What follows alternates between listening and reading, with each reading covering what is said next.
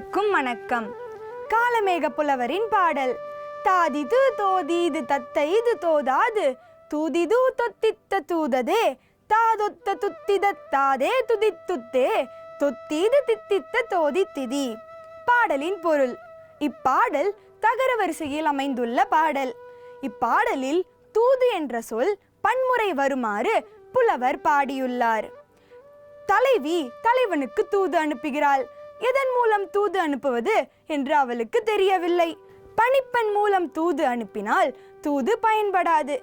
கிளியோ தூதை ஒழுங்காக சொல்லாது. தோழியின் மூலம் தூது அனுப்பினால் தூது தாமதமாகிவிடும்.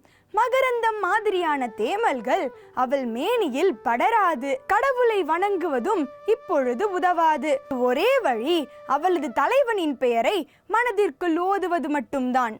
காலமேக புலவர் இரு பொருள்பட பாடுவதில் வல்லவர். இப்பாடல் தனிப்பாடல்களில் ஒன்றாக நாம் கண்டோம். நன்றி.